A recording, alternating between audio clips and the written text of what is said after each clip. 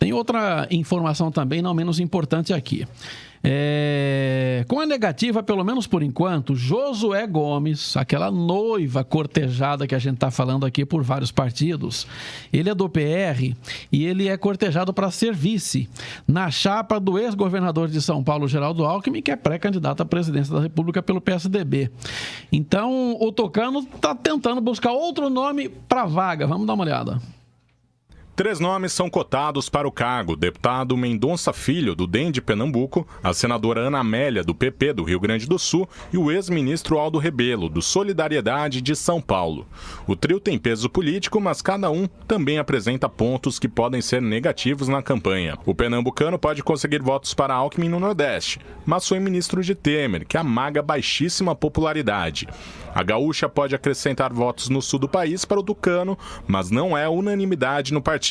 Já Aldo Rebelo tem bom trânsito no Congresso, por já ter presidido a Câmara, mas tem a imagem ligada à esquerda. O próprio Josué Gomes ainda não é descartado. Conversas de bastidores apontam que empresários estariam pressionando o filho de José Alencar a aceitar a candidatura.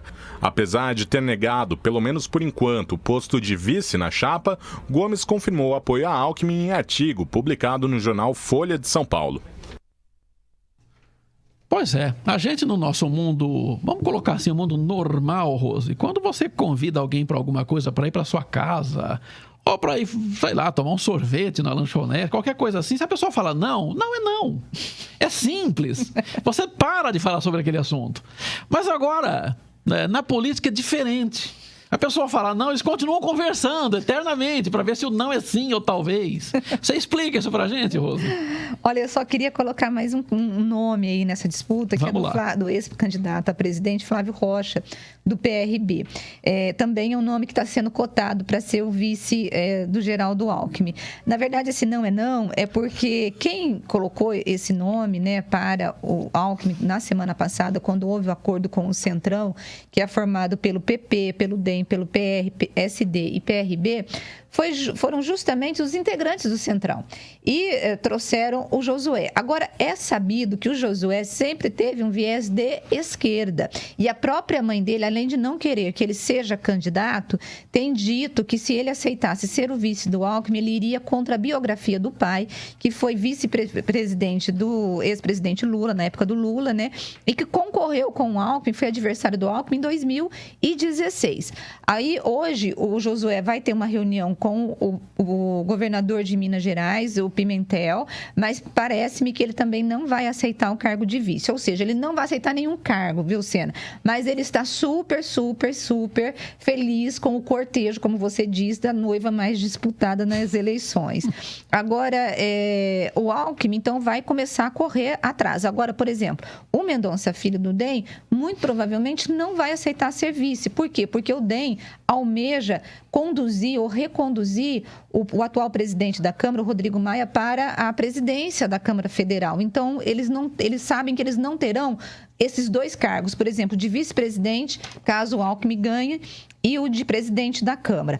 A Ana Amélia, por exemplo, ela, em todas as pesquisas eleitorais que estão sendo feitas no Rio, apontam que ela está super bem nas pesquisas e que ela vai ganhar com muita facilidade. Então, está todo mundo avaliando que ela não vai deixar o certo pelo duvidoso. Eu acho que eu acertei esse ditado, né? Acertou. Acertei, então vai trocar o certo pelo duvidoso. Não vai trocar o certo pelo duvidoso. Sobraria o Aldo Rebelo. Mas o pessoal dessa aliança com o Alckmin sabe que o Alckmin tem uma grande fragilidade no Nordeste. E por isso eles pensaram no Mendonça Filho, que é do DEM do Pernambuco. Então eles precisam de alguém que pudesse trazer esse eleitor para dentro da campanha do Alckmin. Mas o Aldo Rebelo também é do Nordeste. Então, é do Nordeste, mas, por exemplo, a base eleitoral dele é de São Paulo. Eu não vejo mais essa identidade, era isso que eu ia falar dele, tanto com o Nordeste. Né? Então, quando a gente pensa, você fala, não é um sujeito que está vivendo o dia a dia lá da região do Nordeste. Então, ele está muito aqui em Brasília e muito em São Paulo, tanto que o domicílio eleitoral dele é de São Paulo. Então, o Alckmin, você percebe que nesta eleição o grande protagonista não são nem os candidatos a presidente, são os candidatos à vice-presidência. que todos os partidos, não só o o PSOL, que já definiu quem é a sua vice, né?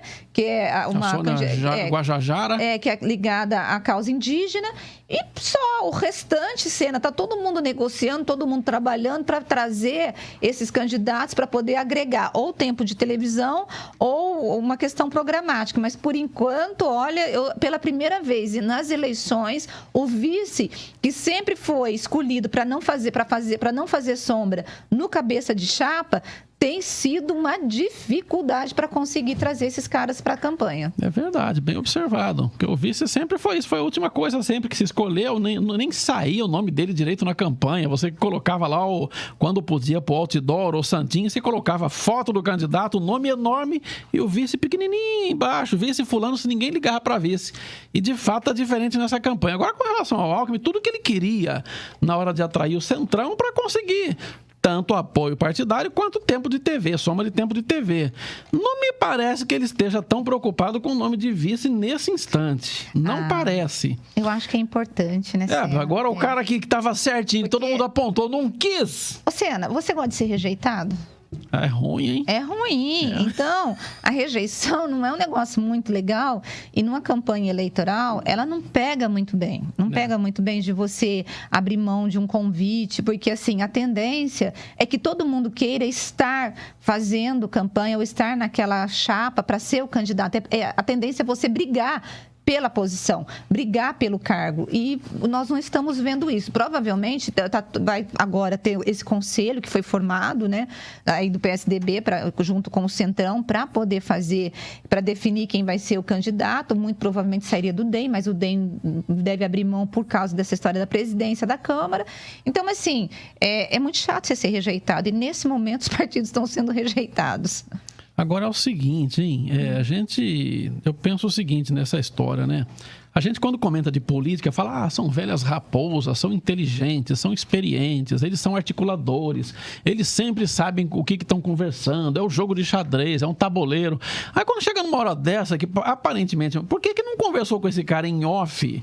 E não perguntou se ele aceitaria ou não. Porque as coisas vazam. Mas acontece que foram convidar. Foram lá convidar, não, vamos lá. Igual a Janaína Pascoal, advogada que deu lá a entrada junto com o Miguel Reale Júnior no processo de impeachment. Ela foi convidada para falar no discurso da convenção que por aclamação, levou o Jair Bolsonaro a candidato da República pelo PSL, né? PSL. A mulher foi lá, abriu o microfone, só arrebentou todo mundo, falou que não queria, falou que não pode fazer isso, não pode fazer aquilo. Todo mundo ficou surpreso, ninguém perguntou para ela antes dela falar no microfone o que ela ia falar, o que ela pensava, se ela aceitava ou não. Quer dizer, foi um fiasco aquela cerimônia lá. Então, às vezes, eu fico pensando se esse povo é de fato inteligente e experiente mesmo. Olha, não sei. Não, experientes eles são, Sena. Eu acho que são, porque eles conversam muito. Por exemplo, nós temos aí a análise de que o Alckmin, ao reunir esse monte de partido, seria o presidente, o candidato, né, que reúne todo o poder, todos os status quo da política hoje.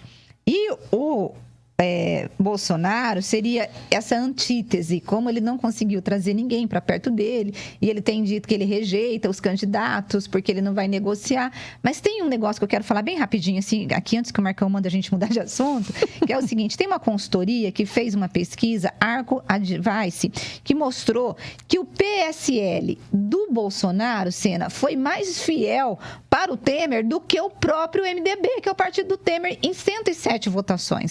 Segundo essa pesquisa, os deputados do PSL votaram favoráveis em 67,73% favoráveis ao governo. O MDB, 64%, o PSDB, 63%, o PDT do Ciro Gomes, 23%, a Rede da Marina Silva, 18%, e o PT, obviamente, 5%, que é oposição ao Temer, e está colocado. Então, o que eu quero colocar para você?